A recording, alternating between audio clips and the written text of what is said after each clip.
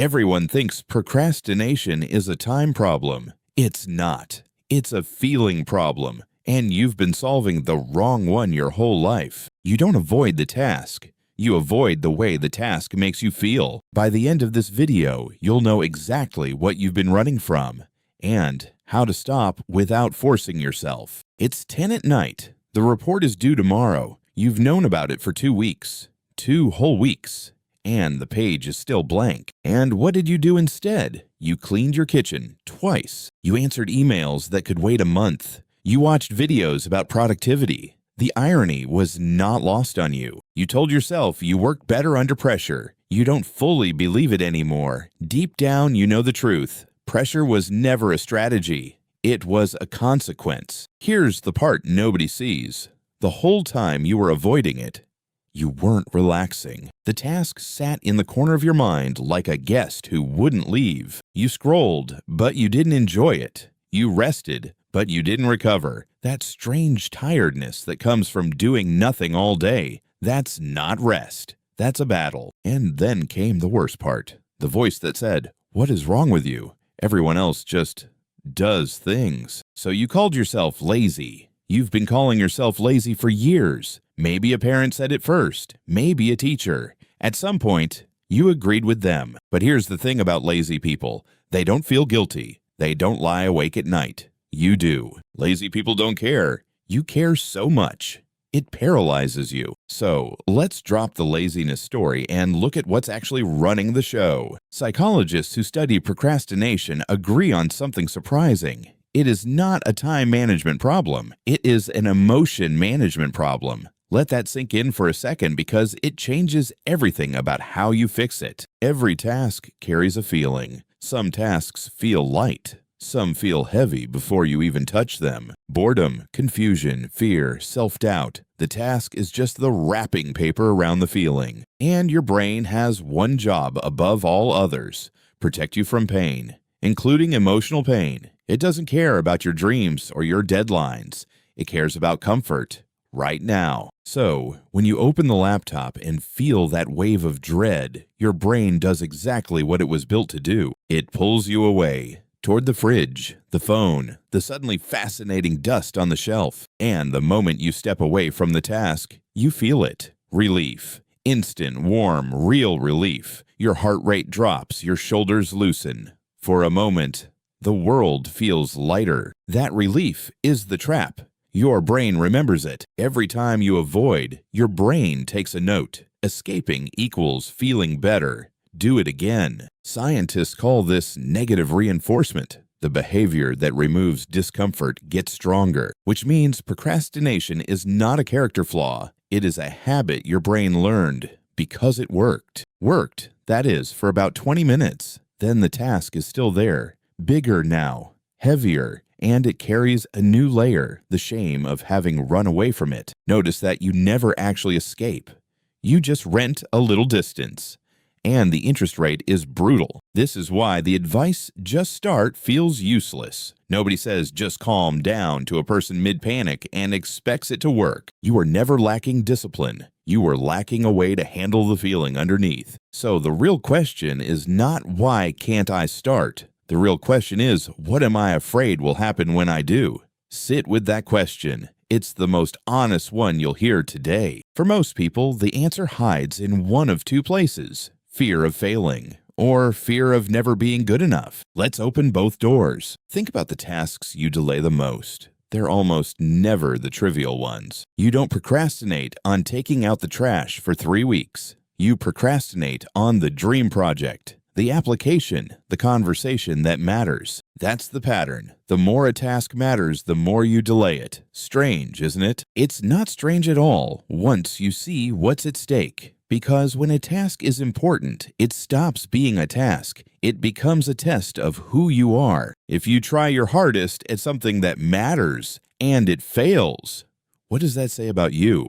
That's the question your brain cannot stand. So your brain found a loophole. If you never fully try, you never fully fail. Procrastination gives you a story to hide behind. I could have done it well. I just ran out of time. It protects your ego perfectly. It's not that you're not capable. It's just that you started late. Again, psychologists call this self-handicapping. You place the obstacle yourself, so the obstacle takes the blame. And then there's the perfectionist version. Maybe this is you. You can't start because the start won't be perfect. The first sentence has to be brilliant. The plan has to be flawless. So you wait for the perfect moment, the perfect mood, the perfect amount of energy. And the perfect moment does what perfect moments always do. It never arrives. Here's the uncomfortable truth. Perfectionism isn't a high standard. It's a fear of being seen as flawed. It's armor, and armor is always heavy. The perfectionist doesn't love perfect work.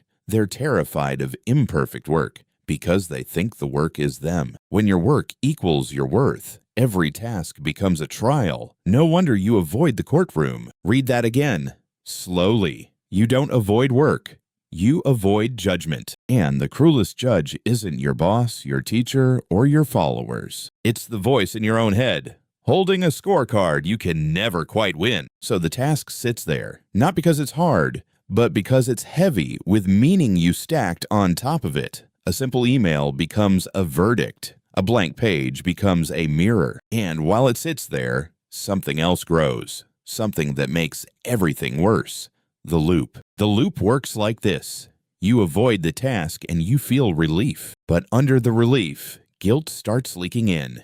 You know you should be working. You're not. Guilt feels bad. And what does your brain do with bad feelings? It avoids them. So you distract yourself from the guilt of distraction. The loop feeds itself. Now here's the finding that changes everything. Researchers discovered that procrastinators don't avoid work to gain free time. They avoid it to repair their mood, right now, at any cost. In other words, procrastination is your brain choosing to feel better for 10 minutes and sending the bill to your future self. And that's where it gets stranger. Brain scans show that when you think about your future self, your brain activity looks like you're thinking about a stranger. A stranger, not you. Someone else entirely. So when you push the task to tomorrow, your brain genuinely believes someone else will handle it. Tomorrow, you will have more energy. Tomorrow, you will feel motivated. Tomorrow, you is a superhero. Except tomorrow comes, and you are still you.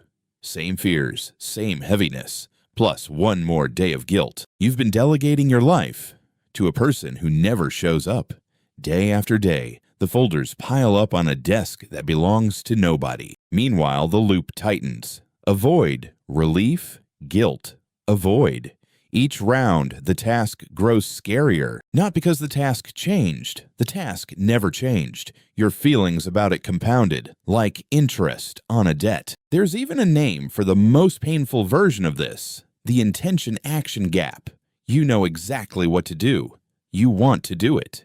And you still don't. People who've never felt it can't understand it. They say things like, if you wanted it enough, you'd do it. But wanting was never the problem. You want it so badly that the wanting itself became pressure, and pressure became one more thing to escape. This is the part of procrastination nobody talks about. It's not the absence of desire. It's desire with nowhere safe to land. So you wait. And the waiting quietly costs you more than any failure ever would. Months pass, the folder doesn't age, but you do. Let's talk about that cost, the one you pay in the dark. Every time you say, I'll do it tomorrow and don't, something inside you takes a small note. The note isn't about the task, it's about you. It says, my word to myself means nothing. That's the real damage, not the missed deadline. The slow erosion of self-trust. Deadlines come back. Self-trust, once it's gone, takes years to rebuild. Other people forgive your delays long before you do. They forget. You keep the receipts. And slowly, you start building your identity around it. I'm just a procrastinator. It's who I am. Be careful with that sentence. The brain loves a consistent story, and it will work hard to keep you in character. Call yourself a procrastinator long enough, and starting on time begins to feel like betraying who you are. There's also a quieter cost, the dreams that never failed because they never started. They sit on a shelf in your mind, perfectly preserved, never tested, never lived. Failure at least teaches you something. Avoidance teaches you nothing and takes the same years. That's the quiet tragedy of avoidance. It cost you the lesson and the time. Ask yourself honestly, how much of your exhaustion comes from work and how much from carrying work you haven't done? Unfinished tasks have a special power. Psychologists found that the mind keeps them open, like apps running in the background, draining you. That's why doing the thing is often less tiring than avoiding the thing. You already knew that, didn't you? Every time you finally finished, you thought, that wasn't so bad. Why did I wait so long? The monster shrinks the moment you touch it. It only grows in the dark of later. So how do you stop feeding it? Not with discipline, not with shame, with something embarrassingly small. Here's the way out. First, name the feeling. Before you open the task, ask, what am I actually avoiding right now? Just naming it changes things. Researchers call it affect labeling. Putting feelings into words calms the alarm in your brain. A named fear is a fear with edges, and anything with edges has a size, usually smaller than you thought. Second, shrink the start until it's impossible to fail. Make the first step so small that your brain doesn't even bother sounding the alarm. Don't write the report. Open the document. Don't run 5 kilometers. Put on your shoes. This isn't a trick to do more. It's a message to your brain. There is no danger here because remember, you were never avoiding the task. You were avoiding a feeling, and a 2-minute task is too small to carry a big feeling. Third, and this is the one that will surprise you, forgive yourself for the procrastination you've already done. It sounds soft. It's not. In one study, students who forgave themselves for procrastinating on their first exam procrastinated less on the next one. Shame fuels the loop. Forgiveness cuts the fuel line. And finally, make friends with your future self. Tonight's you and tomorrow's you are on the same team. Before you delay something, picture tomorrow, you receiving it. Not a stranger, you, tired, hopeful, deserving the favor. Do tomorrow you one small favor a day. That's the entire system, not a new life, not a new you. Just one small kept promise. Every single day. Start tiny. Name the feeling. Forgive the past. Befriend the future. That's how the mountain disappears.